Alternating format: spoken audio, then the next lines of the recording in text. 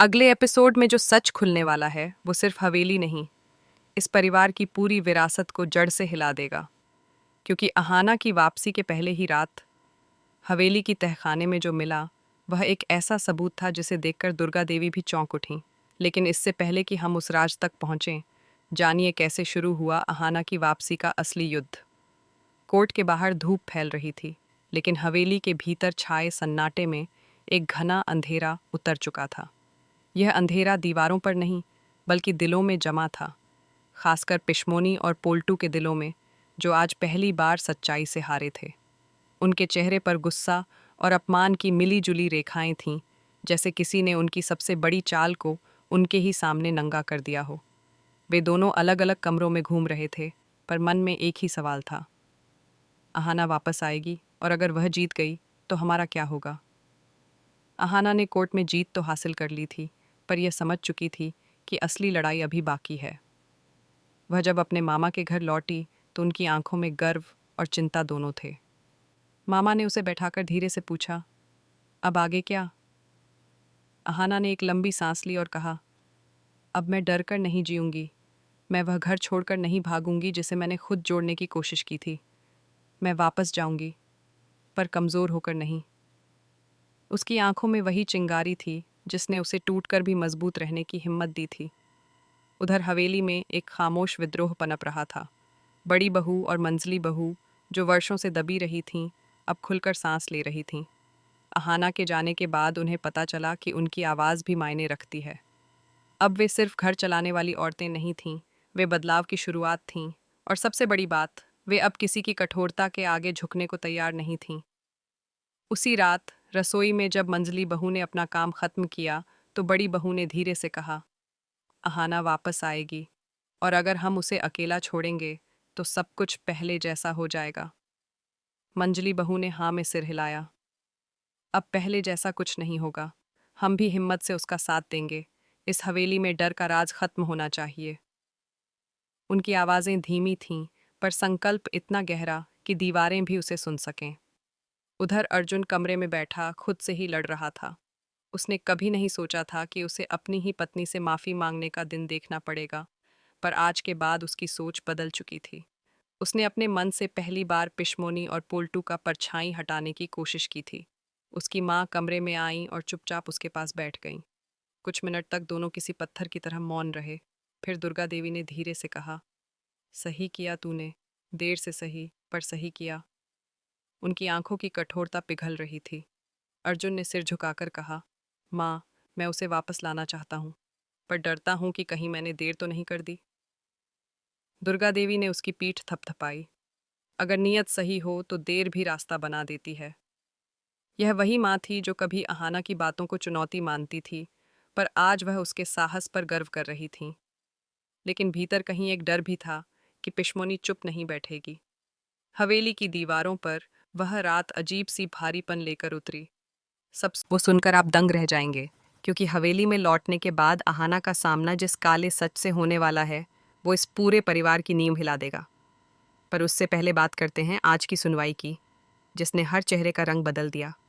कुछ की जीत की उम्मीद टूटी, तो कुछ के नकली मुखौटे खुलकर गिर पड़े। कोर्ट का विशाल हॉल खामोशी में डूबा था, पर उस खामोशी के नीचे एक अदृश्य तूफान उबल रहा था। हर नज़र तनाव से भरी, हर सांस भारी। एक ओर अर्जुन अपने परिवार के साथ बैठा था, चेहरे पर बेचैनी, आंखों में उलझन और दिल में वह डर जिसे वह खुद भी पहचान नहीं पा रहा था। उसके बगल में बैठी उसकी माँ दुर्गा देवी कठोर चेहरे के पीछे अपने मन की हलचल को छुपाने की कोशिश कर रही थीं, जबकि पोल्टू और पिशमोनी अपनी कुटिल मुस्कानों को जितना छुपाते, वह उतनी ही साफ चमक कर बाहर आ जाती थीं। उन्हें पूरा भरोसा था कि आज का दिन अहाना की जिंदगी का अंत और उनका साम्राज्य फिर से अटूट हो जाएगा।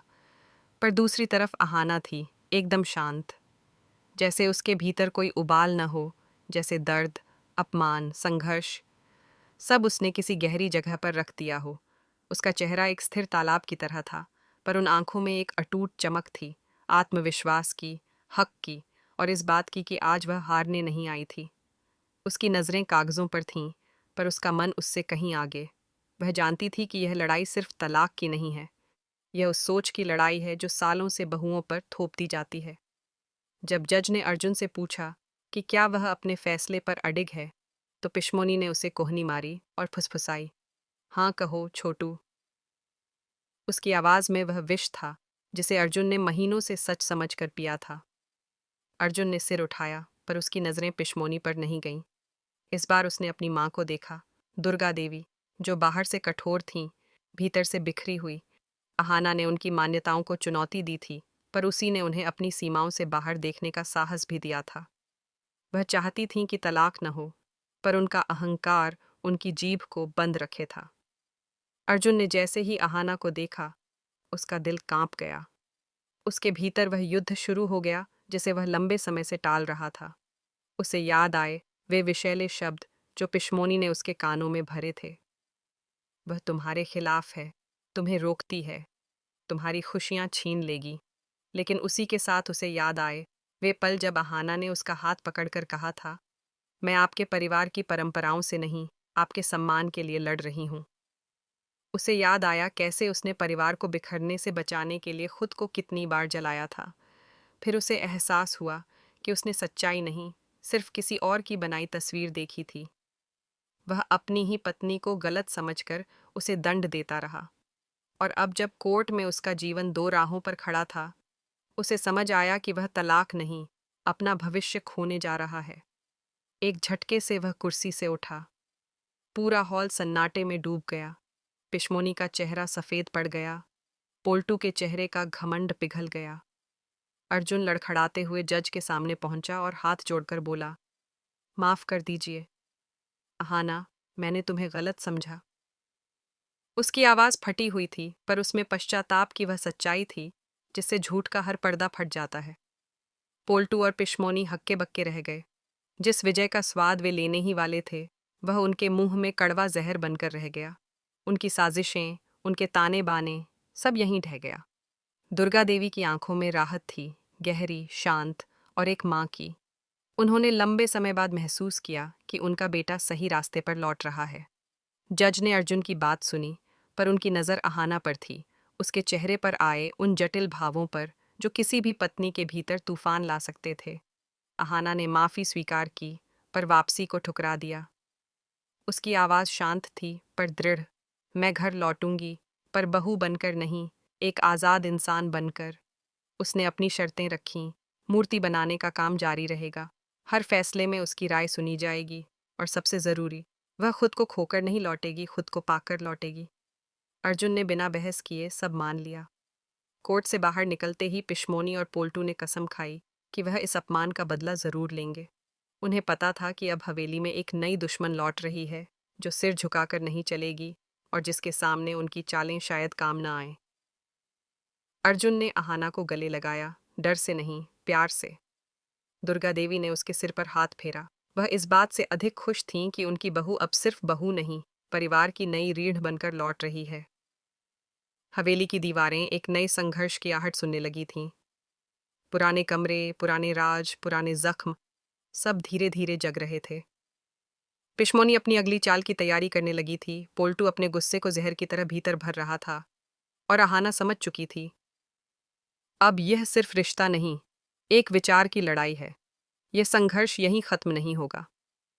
असली तूफान तो हवेली में लौटने के बाद उठेगा, और अगले एपिसोड में वो राज सामने आएगा जो इस घर को अंदर से तोड़ देगा। और अहाना का पहला कदम हवेली में पड़ते ही जिस सच से सामना होगा, वो उसके जीवन का सबसे बड़ा झटका बनकर आएगा।